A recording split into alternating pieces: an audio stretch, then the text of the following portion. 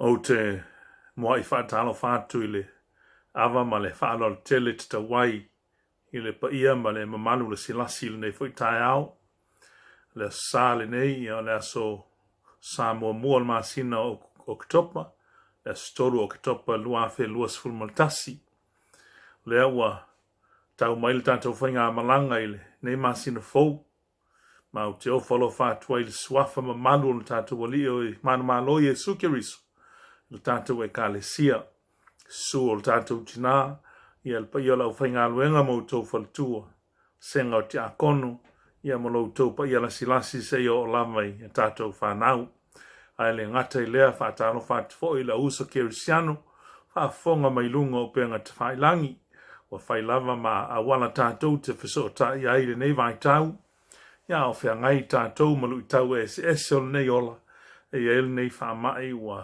tātou whea ngai whaatalofa whaapitoa I nai o tātou tamama tina matutua te nane foi nisi o ngotia I whaatawhangase o le tino ia po na mawhawhau o nisi foi o whea ngai ma whanoanoanga ona o le motusia o mawhutanga mama ia mai pele ala I le wala upa ia o tātou mutai whamalole on sai whaafitai loto talitinga ma lol fa totoa whaafitai loto whaatuatua te nane loto whalongolango pea I le atua whaamalo si awa I pea I tātou I lona oli moni mai se lava I teimi tātou te vai ai ai o maia se I o tātou tāpuai whaatasi atu I le atua ia fia I sara elu I lena whaia I lātou ia oli le whanau a siona I lo lātou tupu a wā o lo fia I ova I lona nuu e whaamatanga fia e ia I le olatanga e waanga malu se I o tātou te talo le atua silisili e se ta mā le alo ma le anganga pa ia o lo vi inga ua laualunga lava I manatu ma mawhauwhaunga e mai se loto o lau whanau kerisiano e walato telitonu ma talia lau fio Mātou atu I o luma e momoli atu I le nei tai au fou. Le anganga whaafitai o le vi inga o na olo walofa ma lau whamaoni. Sauniga o le aalo atu I ai lau whanau le nei tai au. Mātou te whamoe moi lau awa I mai e manui ai me uma. O lau lavanganga pa ia na te wha ato toina ma te to lua so mātou vai.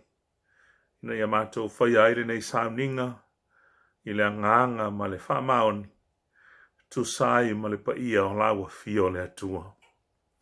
O nā le urua I te talo e ala atu ia Jesu Kiriso lo mātua lii ma le whaola. Amen. Se o tātou vivi I le atua I sona vi inga.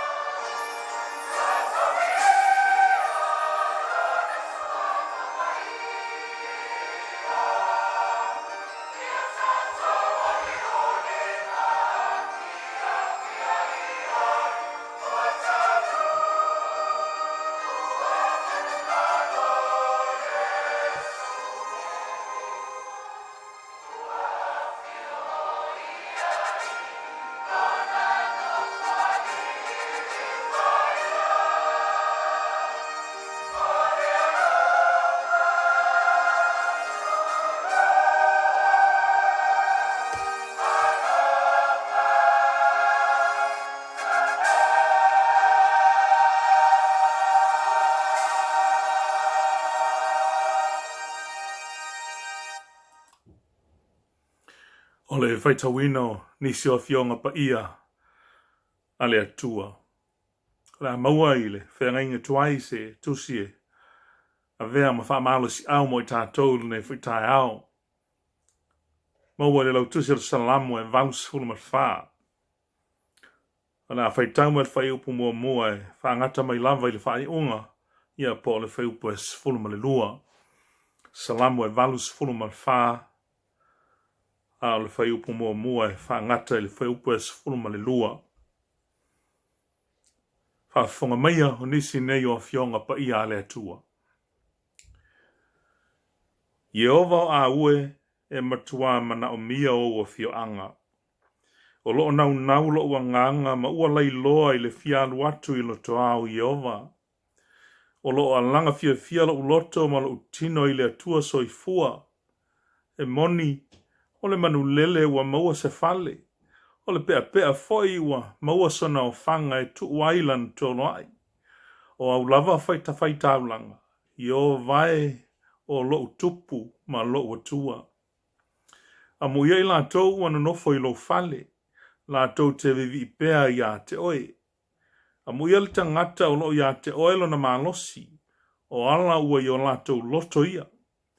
Ua ui ane i la tau i le vanua peka ua whaia lea i la tau ma vaipuna. Ua ufitia ai le manuia ona o le wanga mua mua. La tau te sava vali ma le malosi e tupu pea. E i loa i la tau i siona i luma o le atua. Yo vai le atua o au, ia e whaafonga mai lau te talo. Le atua o Iako poe, ia li liu mai o fonga.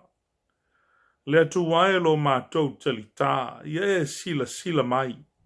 Ia e matua sila mai o fonga o le na e whaauina. Awa e sili le aso e tasi au lo toa i lo le afe. E sili lo manao ia utu i le whaitoa o le fale o lo uatua. I le manao e mau i fale i e o a mio le anga. Awa o i ova le atua o le la lava ia ma le talita. E foa ina mai e ova le alo fatu noa ma le manuia. E le tau fia e ia se mea le lei i e ua sao no lato sama vali. I ova o aue, a mu ia le tangata ua fatu tua i a te oe. Ia whamanuia tele mai le atua i le tatou whaitau ma whanongolongo i lana fionga pa ia. Tau ina ia aua i mai lona nganga e whamala malama. Ia i tatou le winga moni. Ia lo loto ai le tatou i loa ma le sila fia. Ia tu mau ia te ia lona vi inga.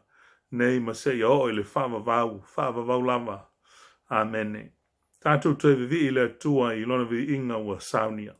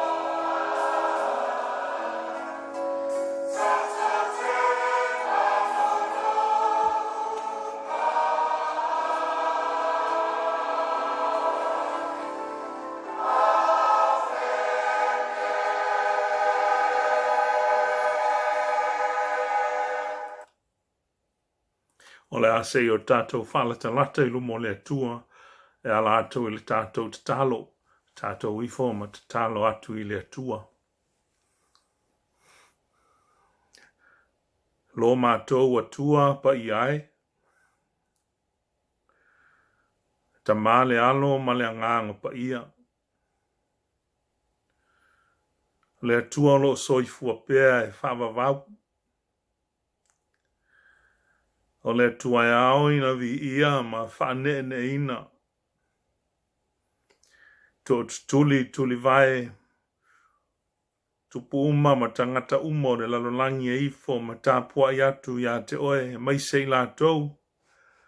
O e olo lātou te litonu ma whātua tua ma te lia lawa fio.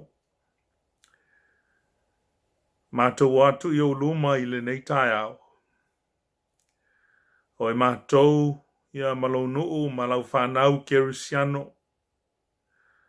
O I lātou o e ua mawhai o na lātou maua le nei whasalalaunga. Le nganga ina ia tuu ina atu ia te oe le vi inga ma le whawhitai. O le whamanu.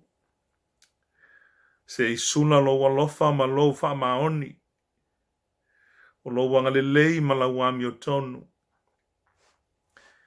E uina I le lanu la wafio I upu whatau waa le tangata. A wa mātou whaia lava ia mea ma o mātou langona ina ia vi ia ai la wafio le atua. Mātou o atu whaatasi ai o luma. Mātou malau whanau uma le atua. Ina ia mātou tāpuai ma talo ma vivii ma pepese. Ma talo I la wafio I le nei tai au. Le wa e mo moli mai foi o mātou ola I le nei foi tai au fou. O le nei vai aso fou ua mātou o lia. Ia mai se foi o le nei foi masina fou o Oketopa. I la mātou savalinga whaale kalena. Ia mai se o la mātou savalinga whaale nganga. Mātou tō ai tau nuu I le nei vai tau o le tau sanga. Ua whapena foi o na toelo fia I mātou I whawhaingatā. Pe foi ona o mātou iai le nā tau sanga ua mawai.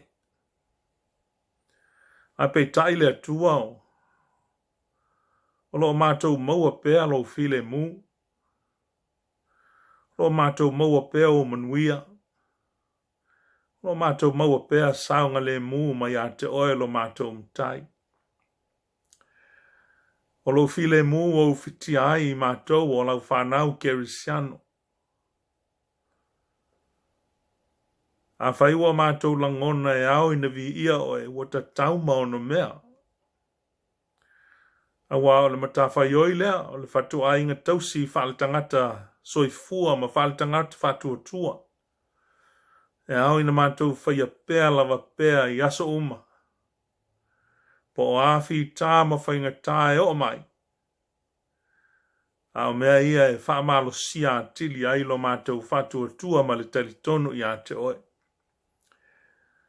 Mātou whawhitai lawa fio le atua. Whatumuina I mātou ma o mātou a inga e maisa mātou e kāle sia I lo manuia ma lo file mu. E oina mātou le o whewa a ia I le nei vai tau. Ia o lo mawhai pēa o na mātou whisota I ele ngata I ala leo. Ia o whape nā isi o awala ese.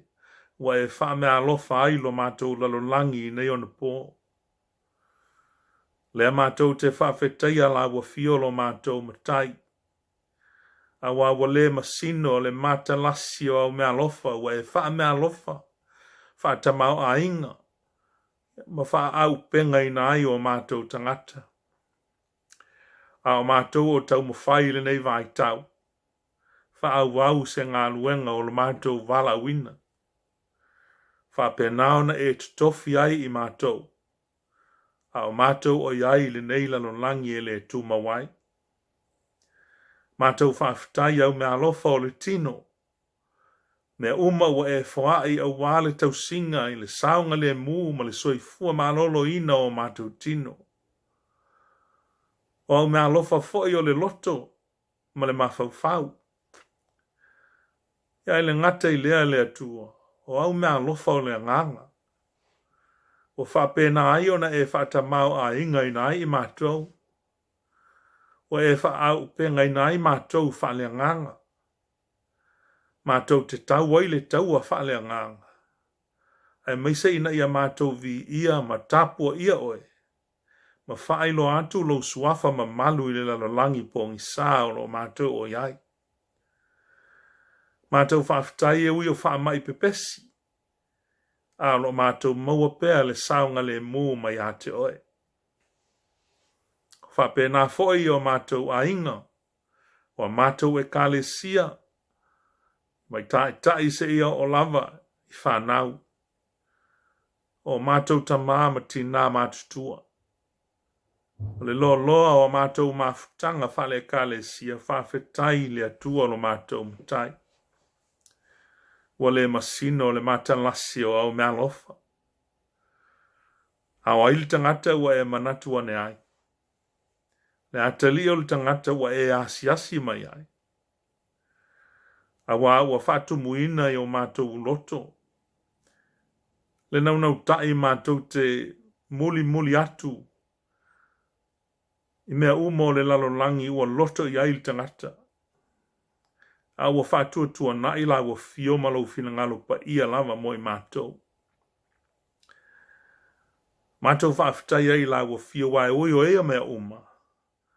A olo ea lofa mai pēa i a te mātou. Whaafitai lo wasiasi mai.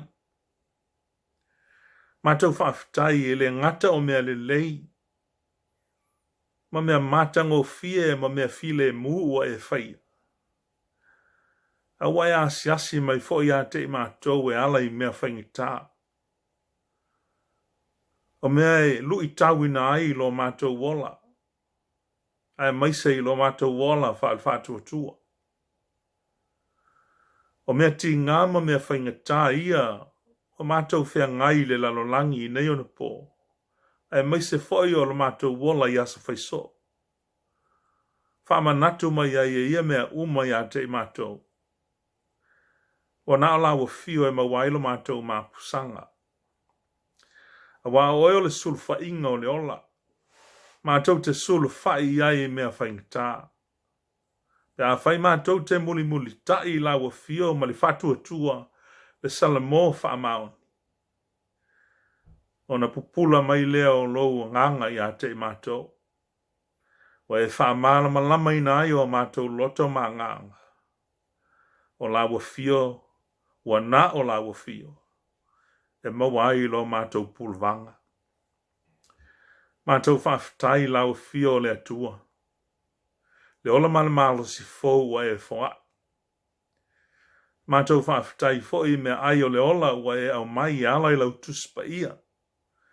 Mātou te whaitau wai ma whaamanatu mai ai ia e mātou lo walofa ina tele. Lo walofa ina lo loto. Aolo mātou mau pēa i le popole vale i le tele o taimi. Mātou whaafitai lo wa nganga pa ia. Teito alua ina so mātou vai ma le whatau waa. Ao mātou o whenga i ai i le neilalo langi. Ma mea whaingata. O iolo ia musu mai i a te mātou. E au ino mātou sava vali i o wala. Ia mātou o ese ma mea mawai le oti. Ngā luenga le alo wanganga pa ia lo whaia pēa ia so uma o lo mātou ola. O lo mātou whaafitai. Ona e te le fiu e au ngani ma whautua mai a te mātou. E sili le mātou whaafitai. Ona o le tongi ola wa umona e tā pena ina. E ala ile soifua pa ia o lo walo pele o Yesu Keriso. Wa whai o ia ma whaola o le lalolangi ina ua ia maliu. E whai ai le tongi ola. To e sa ilia tuai li tangata i a te oe. Ma te tala ile awa noa mo le tangata angasala. E toi alu watu ia te oe le atua, e ala ile whatua tua male, sala mō wha maon. O lo mātou o whaatali tali nei I lona toi a fio mai. Mātou te whaatali tali male te toa mo mātou vava ai pēa. Whaai longa e pēa ona iai le lalolangi nei ona pō. E ui o ia mea uma. Ai mātou te mawhanawhana. I le whamaoni o lau fio. Awa mātou whaatou ese ia te oelo mātou mutai. O na o le tele o teimi o le nei ola. Wa ve ese ile va ai o le tangata ma ia te oe. Wa muli muli a wala e mawai le oti ma le malaia. A wale fili sa o loto ina ia muli muli le ala e mawai le ola. Ma mawatili ai lava. Lo mātou matai. Oe o le atua o le alofa ma le atua wha ma ngalo.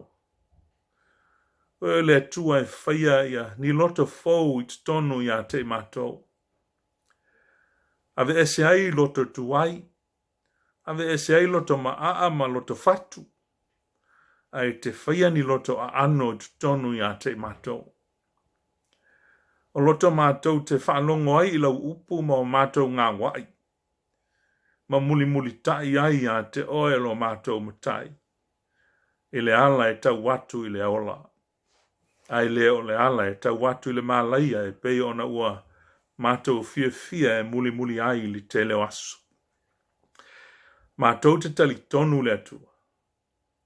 I lo walofa wha maa ngalo, te wha maa ngalo mai ai le I fonga o tangata ma lo nuu I le nei tai au. A wao e mātou o ni tangata whatau waa ma le sao, ma le tonu I o luma. Mātou te atu ai lalo ifo le sa tauro lo mātou wali o Yesu Keriso. Wha asau sawina ai o mātou tangata I le lona toto e malingi ifo. E na ia mātou ma ngalo ai. Mātou wala au ia te oero mātou mutai. Te e whamanuia I lau whana uma. Whamanuia ia mātou e kālesia. Whamanuia I le e kālesia au au. I whalesa uma ma au lotu uma le atua. Whamanuia I le whono whatonu. Whamanuia I le mātou mutanga ruenga. Whamanuia le atua I fuafuanga uma o na whatatitia e kālesia te tasi. Ia iai la ua fio whatasi ma ia fuafuanga e manuia ma tau nuu ai mea uma. I le manuia ma ia te oe lo mātou mutai. Aua lavane I o mātou whaia se mea. Iso mātou loto whaitalia. Aia mua o na mātou whesili atu ia te oe. Ia au mai ailo fina ngalo. O na o mātou muli tai lea mātou te whaia. Whamanuia mai lea tua I la mātou tapu inga. Au mai o manuia I tonu o mātou a inga tei tuatasi. Le mafutanga mātua ma whanau. Ia veo se sio manga e. Whawhai lele ai lea lofa. O le whetausi ai ma le lofa whiulul tai. Maua ai le whialwhani I tonu o a inga te tasi. Whapenao na e whamanuia I tonu e kālesia I mafutanga. Whawai I mea uma I le lofa. E tausia o mātou ta māma tina mātutua. Whātafa ngase o whea ngai mai lātou. Ai mai se lava le atua. Te le whawhainga tāo le soifua whaloloa. Soifua matua e iaile. Whawhainga tāe tūla I mai le aso ma le aso. Mātou te talo se e whawhaingo fie ma launga le muina o lātou tino. Mai se I o lātou loto ma o lātou ngang. Whamanuia I mātua ma whanau o e o lo lātou tausia. I o mātou mātua mātutua. Whamanuia ma. Whamalo lo I e o maua I ngase I le nei vai tau. alo fangia le nei vai teimi le atua ma le whenga iai o le lalolangi ma le mātua tunu nei. Ia ma le tauti nei o le whaamai e peo na e sila fia. Mātou te whaamoe moe atu ia te oe le atua. Mo mātou whaalango lango ma whatua tua ia te oe. O oe ai te pule i me uma. Na o sauwhita lainga, ia o nā ve e sea leo ia mea uma whawhainga tā i lo mātou ola tautua, ia ma le ola au auna atu i le ngata o lago fio, ia o le mātou ola au auna i ista ngata o lau whanau.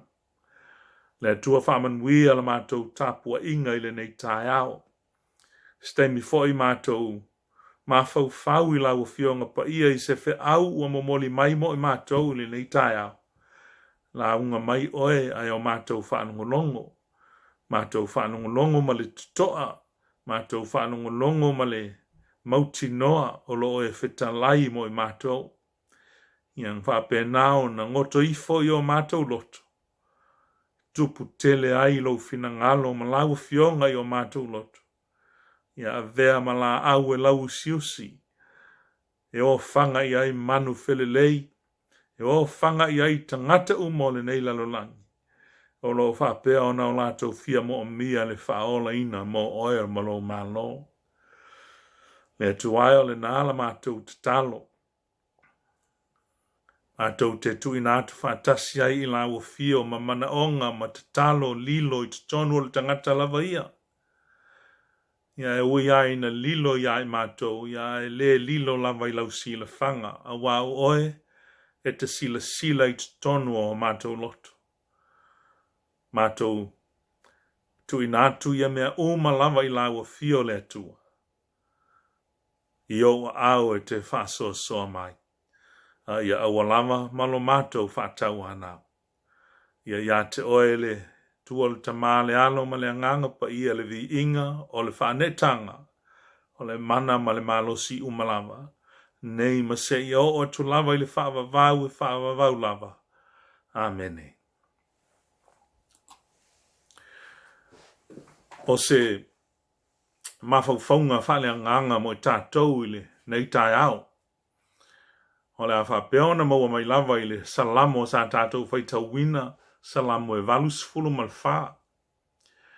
Ia ua whaamana tu au tūle, salamo lea i se whai upu leo. E whapealo na whaitau wina. Ta fia lele sa o loto. Ta fia lele sa o loto. I long to fly freely. Ia ua whaavailmana tu au tūle ai le. Whai upu e tolu o le. Salamo lava lea sa. Whai mail whai upu lea e moni. O le manu lele ua maua se fale. O le pea foi ua maua sona o whanga e tu waila na tolo ai. O au lava whatawhai taulanga i ova o aue o loo tupu ma loo tua. E moni o le manu lele ua maua se fale. O le pea foi ua maua sona o whanga e tu waila na tolo ai. Ta fia lele sa o loto. I long to fly freely. Ia o le vaengal nei o le launga i fia whai atu ai se. Se whamatalanga mo i lātou. E le malamalama i le tātou ngana. Every one of us is familiar with songs and psalms. There are many songs that are written as poetry. So we either recite or sing them. In the language of songs or poetry, we encounter many images in our minds. And we see these images through the use of what we call metaphors or similes. Don't be scared by those two words because they are just comparisons. The song or psalm that we read today is no exception from many other songs or psalms. There are times in our lives in which we become restless or impatient, especially when we are really distressed. And Psalm 84 is an expression of that kind of longing or that kind of distress.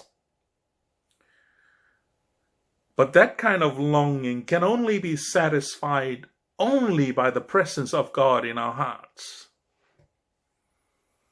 It is a lovely psalm about the lovely dwelling place of God. In this psalm, the songwriter or the psalmist is anticipating a joyful experience when he finally enters the dwelling place of God at the end of his journey. Dwelling place of God is located in Jerusalem. And every year since that night that the people of Israel left Egypt, that first Passover,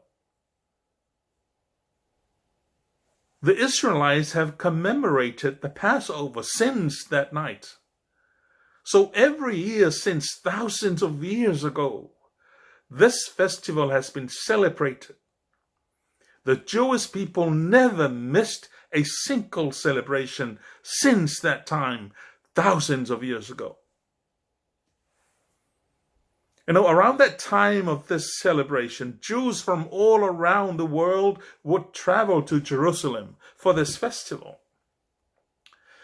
And this annual journey to Jerusalem were a great feature of the life of the Jewish people. People's plans were focused and made around this annual journey to Jerusalem. And Psalm 84 helps us to understand the influence of this annual pilgrimage upon the ancient Israelites. And specifically, the writer of this psalm longs to set foot in the temple in Jerusalem. This longing for the temple is a longing for the God who dwells there. He says those words in his Psalms that we read. He longs to be in the temple in Jerusalem because God is there. That is the point of view of all Jewish people. Of course, we can meet God anywhere at any time. But we know that going into a church building can help us take our focus away from the noisy world, so that we can quietly meditate and pray to our God. We find joy and strength not only in the building itself, but also in the prayers, in the music, in the lessons, the sermons, and the fellowship of the church. We find strength in those things. So when we don't go to church, we don't have the opportunity, to get our strength and the joy that we really need to sustain us. The Psalm speaks of the loveliness of God. God is so lovely. He speaks of the loveliness of the temple. And why? He speaks of the loveliness of the temple. Because it is a reflection of the loveliness of the true God who dwells and resides there.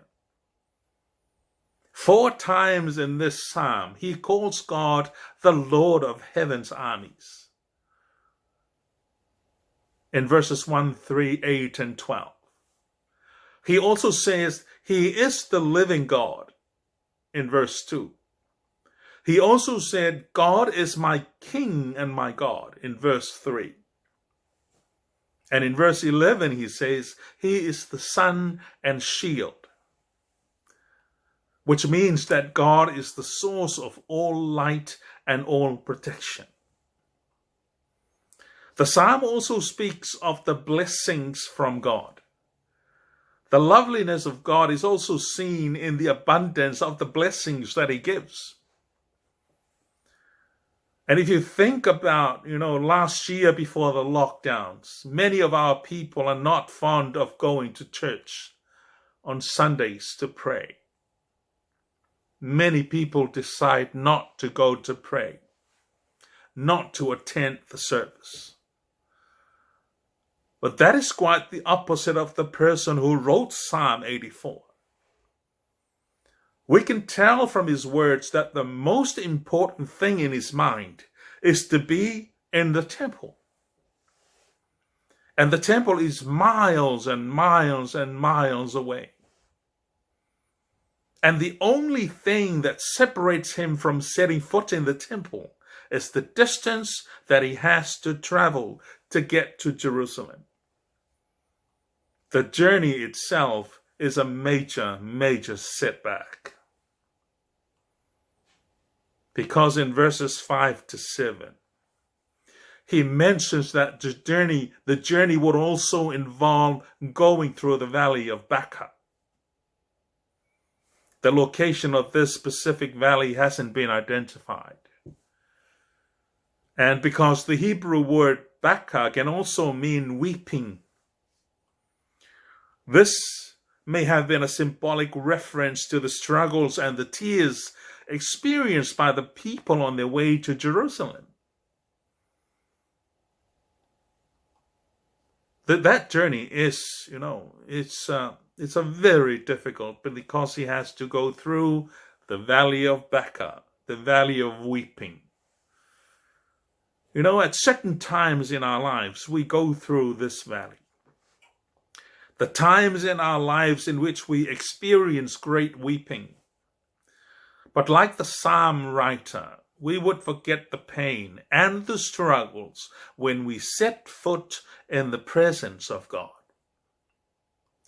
These adverse experiences let us grow us into stronger Christians.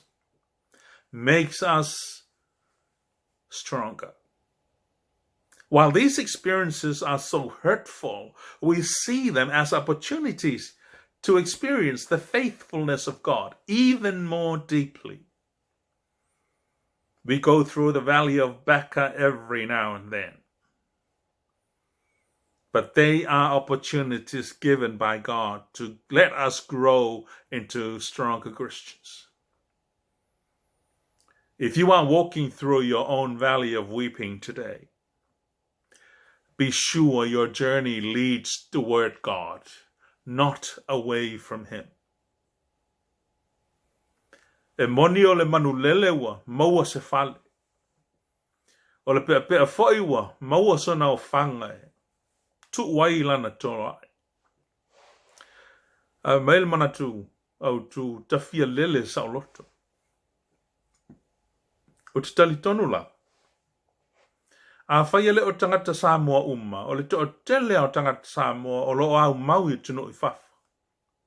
E pei foi o i tātou i New Zealand nei, e toi fia tepa ma toi fia asiasi i lau whanua lanu lau avos i o tātou o tunu pele o Samoa. E whaana naula loto le tangata Samoa se i toi fia o tasi, i le atu nuu na soifua mai ai. Se langona le tupu pea i ai te tātou, ona i le ma whai ona ave se ina mo tātou ma whau, le toi fia sia ona i o tātou a inga i tātou o tunu pele. Peitai, e whai foi o le fia malanga. A o whainga tā foi e whea ngai ma tāpe nanga o se whainga malanga. Ai mai se lava lai tū langa wha whainga tā o whea malanga inga e peo na o tātou i ai nei vai tāu. Ta fia lele sa o lotu. O mo o nga whaiva vale i o le tu spese e peru. O lo ua wha lia i le salamo sa whaitawini. Fōlinga mai o stangata e peru sa il tāwhianga o lo o whaana naulo na loto e fia wa ai. Ma le fia o le malu malu i Yerusalema. Wa lewa na ia mo e fia tau nuu ma se iwa ai tino, a al whaalave lave e ma mau ma lave le ala o lo malanga mai ai. A fu ele manan ele mamanu manatu. Malangona o lo tu si ai fo ile salamo e fastful lua mal fastful mal tonu. Talitonu o le tu specialava le atasi na yetu si o salamo e valsful mal fa e peon faitawin. O manatu ma mawhau ngolo wha alia i le salamo na whaitawina, o lo o tau mai ai, o le sa i linga ma le whainga malanga al tangata wha tua, o lo o ia fia mau o le mawhtanga malo nā tua. O lo atangi ai le tangata whātua le se tia ngō fia le whalongo. Ai ua sili a te ia le alu se iwa ai maho iai. Ona ia mautinoa lea o le monio mea uma ua ia whalongo. Au lea la ua saa mai ona langona. Ma tau tino le mea o lo whaana nau i ailo na loto o le fia alu i loto a o le ali. O lo na winga. O lo nau na loto e fia sa ili le fale o lo na atua e whai mo na fale. O manu lele ia ta ua le whai salamo. E o manu lele la iti e fia e nonofo i tutonu o tau alunga o fale. Tele fo i na nonofo i whapaolonga o malu e pe o na o tatou masani ai. A o le ai fōlinga mai ua, whaafua fuale loto o le whai salamo. Pe whaamu ia fo i le whai salamo i le manu lele ma le pe a wafoi. O le ai no nofo manu lele ma le pe a i loto a o le malu. Ma mawai o whanga e tu uai le tono ai. A o le whai salamo. O lo o whaana naulo na loto i le fia o mai i loto a o le malu. Se i o mai le mea o lo o iailo na atua se i tapua i ai. I le vai al whai salamo. Pe se iwa a vele manu lele ma le pea e whai malu i tau ilo na olanga. I le mawhau whau o le whatu pese a whai e ma whai e le manu lele lai titi o na maua se whale. Ma maua le pea le mea i o whanga ma tu waila na tolo a i wha pe whea la o na ia le maua le whale lea e wha nau i ailo na loto. Ai o le ala lea ua wha ingoi na i e le whai salamo manuiti na i e whai ma wha o ngai na i e le. Fai salamo manuiti na ia fai malu i tau i a te ia. Pei se i ua toi no fuale fai salamo ma faa solo i tua o na mafafau. I le mamao ma le fai ngatao le ala na ia savali mai ai. O le faa moe, ina ia tini la na tau sinionga faa le faa tua. Ia nofo i le fale o lona tua. A fia vivi e pei o e no nofo ai. E te tau ona iai i le mea e vivi ai. Te tau ona iai te tonu o le malu e vivi whatasi ai ma tangata o lo iai te tonu o le malu. O lo na whaana naunga lea o lo iai. Manu lele lea o lo ta ua il whatu pese, ta ua o le sipo i le ngangana e Peru.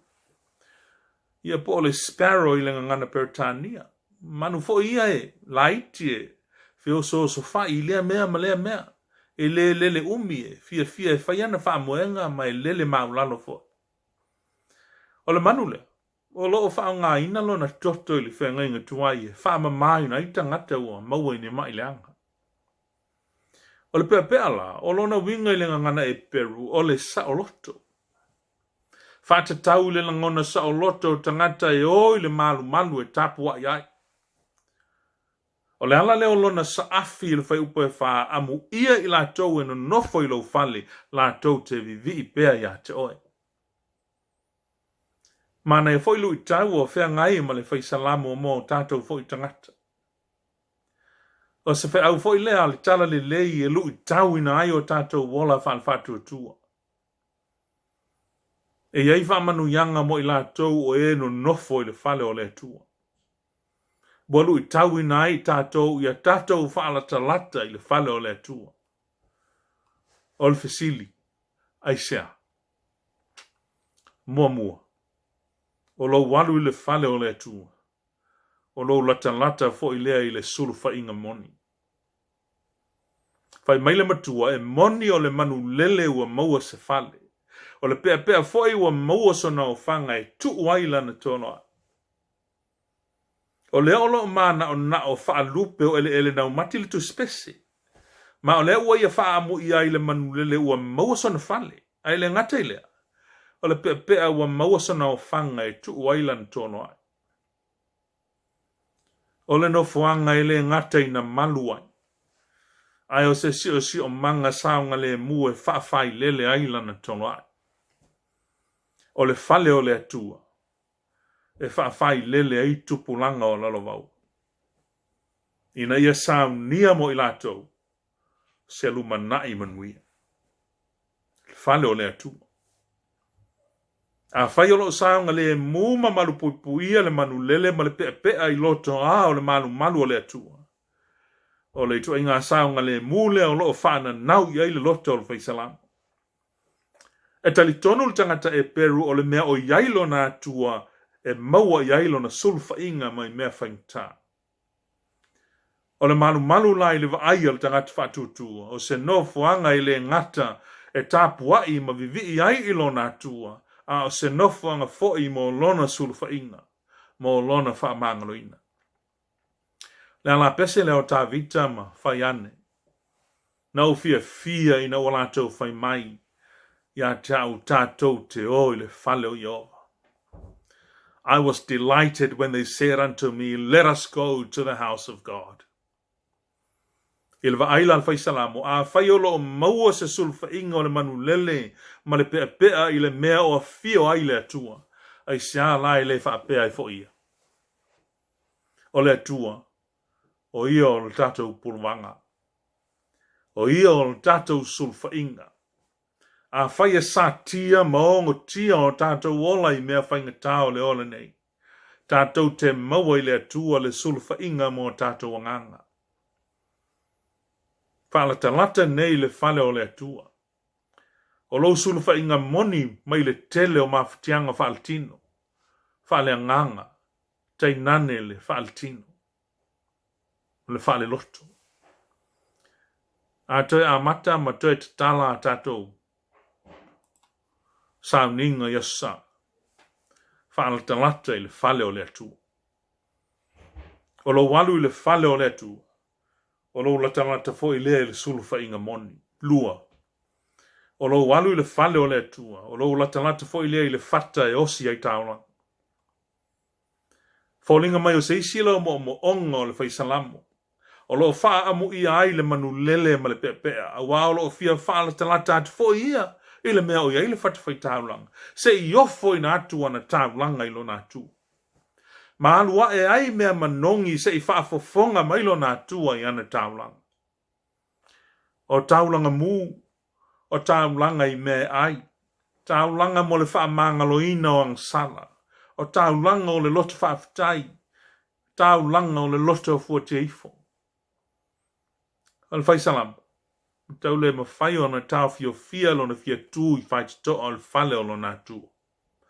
Se i ofo i na atu ana taulanga i se ese i lo na tū. O se lui tau a ngā vo i lea mo i tātou o tangata whatua tua. O Lotu anga e alu i le whale o le tū. I ofo i na atu i le atua lo loto whaafitai. O mea ia sili o na manongi le whaafafonga anga a le atua. O lo walu i le whale o le atua. O lo lata fo i lea i le whata whai taulanga. Tolu. O lo walu i le whale o le atua. O lo lata fo i lea i mea ai whaale ngā. Leisi lea sa lo tonga o lo maua i le manu lele ma le pea i lo lātou no whai tonu o loto a o le malu. O lo whaamalia ina i lātou i mamoi mea ai o lo maua i taulanga osi. Ma mea e whoa i ane e tangata i a te i lātou. Ai mo le tangata e tō anga e alu le whale o le atua. E le asalo na ola ma mea ai whale anganga. O mea ai e au ina mai le langi. E whawhanga ina ai le loto ma le anganga o le tangata o i le lalolai. O mea ai e whaamalia ina ai le loto ua ngā lala ma le anganga ua nau mati. Ona o le angasala ma whaafatiata a mai o le ola. O loto a o le whale o le atua. E mawai anga whasotai. O anga whasotai e wha maafan whanai. Ma whaamalo si au i loto wa vai. O loto a o le whale o le atua. E mawai le alofa whiulultai. O lo walu i le whale o le atua. O lo lata fo i lea i mea ai whale anganga. Mal manatu mulmuli. E tai malanga le atua i lau whainga malanga. O le whaipo e lima e o le fitu, o le o whaali mai aile. Le a wai o le atua i a wala sauia le whaisalam. Mai fōlinga mai e le na al whaisalam o na ui mai ai. Whai mai na ui ane i le vanu o peka. O whai ngoa le vanu o peka, o na whai mai o le nofuanga e ola tele ai le la au le o le peka. o la au e ola I lau ele matutu. Ai fai mai na wha inu ina I la tau I le wanga. Sa fai foi ma vai puna lea mea. Fai longa o le wha sau ina ma le lavea ina I le atua o le tangata wha tua. Mai mea fai ngatao leo langa e whea ngai mai. O le sa ilinga ma le savalinga le fai salamu. Sa le mapu ala na te talo. Wha tau a nau I le atua. Taimi uma ina ia sila mai ona fafonga. Ma fafonga mai lana talo. Al wha longa o lona mauti noa. Au noa o ia ma le atua. E le tau lau o lona wha moe moe. E le lava lona malosi ma lona poto. Se I vanga na le atua na te mawhaia mea uma. Pa wale o le mea o loo tuli matai e le whaisala. O le fia tū I whai te o le whale o lona atua. Whai mai pe tasi le aso. Ai ua ulu whale I ai le loto a o lona atua. Wa sili lea na ilo aso e afe. Ai o le ale winga o le mea. Tasi le aso. Ai a whai e alu ma le loto a toa I ai. Whai mea uma ma le wha maoni I le li. Wa o ngalo na tau tinga. Na tau wasa ma mao mai ai. Mai le tele. Ma whai ngā tau le awala. I lana whai ngā malana. A o I le whale o le atua. Wa wi ngā mana nealo na malos. A wa tasi a lasi. Ele sila whanga le atua. Peise iwa manatu le whaisalamo po o whea lava e alu I ai. Po ngā fwoi ti ngā o leo langa sa whea ngai mai. O lo na mapusanga lava o le atua. O le alu I le whale o le atua. O le alu lava lea I le atua. O le malu ma le paolo o le whale o le atua. O le malu fwoi lea ma le paolo a o le atua. E mapu ma malo lo I ai. I taimi uma maso uma ono na ola. O la ngona ma natu o le whatu pese o lo ma nino ai le mausali. Ma le mauaa o lo na whatu tua I le atua. Po hafa inga tāmalu I tau o le ola e whea ngai ma le tangata whatu tua e tausi ma leo e le atua. Whai mai ei tā vita. Salamu e luas fulu ma le tolu I ana upu e ui lava ina o savali I le vanu o le ato le oti. O te le fefe ai se meleanga. A wā o oe ta te whaatasi maa. Ko laula au malo to to. Wha mawhana whana I nāia. E oi ana whea ngai ma le oti. E mawhana whana pēr. Nea u soe malau whaafonga anga ili nei taia. Wa mele mana tu au tū. Tawhia lele sa o loto. I wish I could fly freely. Pe tai wanao ni mana onga whaiva vale. A waile ma whai e stangatau na lele pe se manu lele se tulo. Ai ole winga o le mea. Tātou te sa o loto e ngāru lue ma le fia. O le sa o le tonga e whaatino ai ngā luenga ma fuafuanga uma o le tātou wala wina. Ma lo tātou mautinoa o lo tātou wō whaatasi ma le atua. O le sa o le tonga lea. E maua ina ua e whaamua mua le atua e iau ngā luenga e whai. A ve ese mea o mamawhai o tātou loto. Ai lele sa o loto o tātou nganga. Ina ia tātou langona le pai mai o le atua I teimi uma. E ala I lona ngang pa ia. Tātou whilelei sa o loto la ia. Tātou whanau no manu I le atua ina ia lele manuia o tātou ainga ma tātou whanau. Lele sa o loto a tātou fuanga whale ainga. Ma tina e whale a kālesia. O lo whamanatu mai pēr I le tala le leia ke riso mo I tātou. E awana I ngalo le atua. A wāo I le tangata. O I le atua lona malosi. E sanga whaatupu tele ina I le atua lona malosi. A o foi nei a vea ngā luenga ma whe awe. Alo ai ina ua tātou au ngatatai o I le whale o le atua. E le le alu I le whale o le atua. Nei lo le alu I le whale tupu mai ai le malaia. Tātou on sai ma whamarolosi. Tātou o e sa ili le atua e whai mo tātou whale. E o tātou whatalitali se I sau le atua e sa ili tātou. E le aia se tasi tātou te mauaili sa o le tonga moni. Tātou te whelelei sa o loto ai. Vanga nāle atu. Al mafu anga fo ilea na fio mai ai il tātou li o Yesu Keriso le lalonai.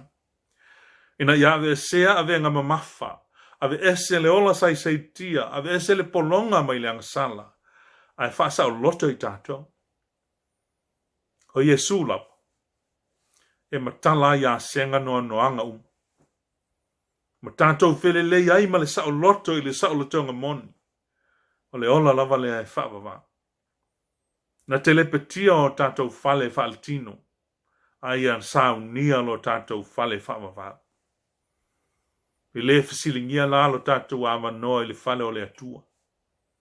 Pe a whai tātou te talia o ia ma salamo whamaon. Na maliwa Yesu Keriso i le sātou. O toi tū manu mā lo mai li tūnga mau. Whai longa lava lea. O lona alofa tūnoa. O ia te tala ina ino a tanga o le angsala. Ai whaasa o loto ina i tātou. Lele la ia ma le fia fia. A wā wa whaasa o loto ina i tātou e le atua. Amene. Ala tātou whai u le Sauniga i le viinga wa Saunia.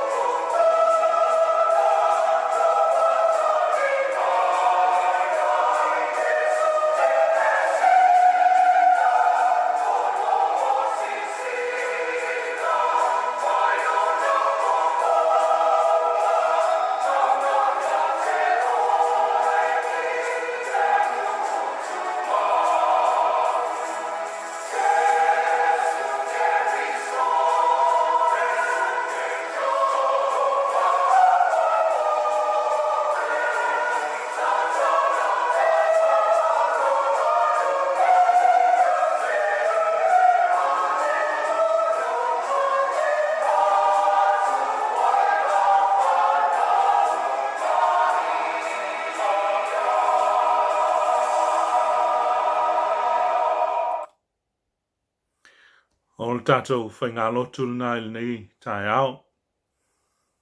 Ia manuia lava ia. Whainga malo longo le nei aso. Ia mfo ile alo whaiwai. Tiute ma whi au le nei whaiwai aso o tātou amatalia. Ia mai se whoi o le nei masina fōu o tātou o lia. Ia ia te utau pe lava le lofa tu no tele o le tātou o li o Yesu keri o le tua tama. Ia ma le lofa muti vale o Yesu keriso. Ia ma le mafutanga whai pea malona nganga. Nei ma se ia o le whaavavau lava. Tātou whai ul te talo. Lo mātou o tua pa i ai. E ia te i mātou le mautinoa pe a whai e awai mai ma mafuta mai. Lo wanganga pa ia te i mātou. A o mātou o iai fōi ilu i tau o le nei tau vai teimi o le tau sanga. Ia ma le mātou savalinga i masina o tutoi o le nei tau sanga. Ma isi fōi o le nei vai aso. Mātou whanau na watu ia te o e ala il mafuta mai o lo wanganga pa ia. E manuia ma le iai mea uma mātou te whaia. Wa se vi inga o oelo mātou mtai. Ia te o e pia lava le vi inga nei ma se i o ili whaavavau lava. Amen.